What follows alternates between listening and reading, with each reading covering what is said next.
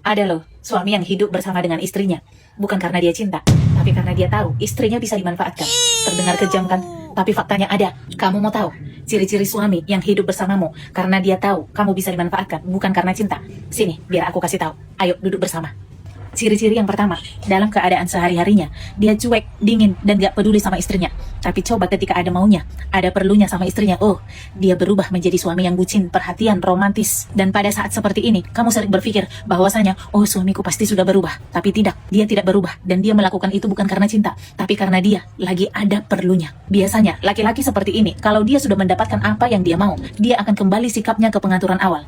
Cuek, dingin, dan gak peduli.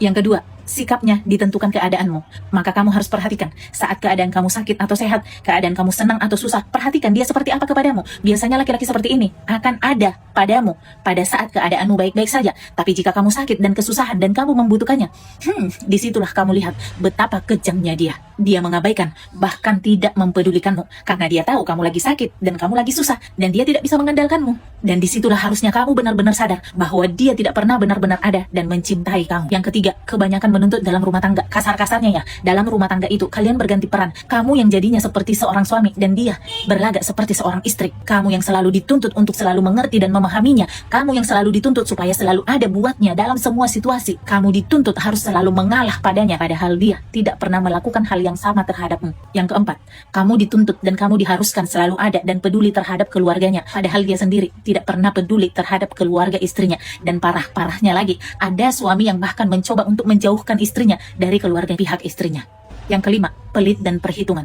Perhatikan saat dia bersamamu, dia enggan untuk mengeluarkan uang. Berbeda sikap dan perlakuannya ketika dia bersama dengan orang lain. Kepada orang lain, dia bisa royal, tapi kepadamu, dia pelit dan perhitungan. Bahkan yang dia tahu, hanya mengharapkanmu meminta-meminta kepadamu, tanpa dia pernah memberikan apa yang ada pada dirinya kepadamu. Dan yang terakhir, selalu menyalahkan dirimu atas kesalahan yang dia buat.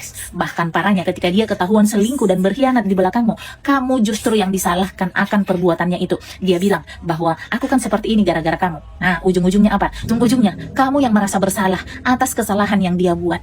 Inilah yang dinamakan manipulatif. Sungguh, jika kamu hidup dengan laki-laki seperti ini, bukan hanya pikiranmu, hatimu, fisikmu, tapi mentalmu juga dihajar habis-habisan. Kamu akan lelah dengan sendirinya. Dan jika sudah begini keadaannya, kamu itu perlu sadar, bukan sabar. Kasih batasan, jaga jarak, dan fokuslah hanya pada dirimu saja. Kamu harus belajar untuk cuek dan mengabaikannya demi kesehatan mentalmu.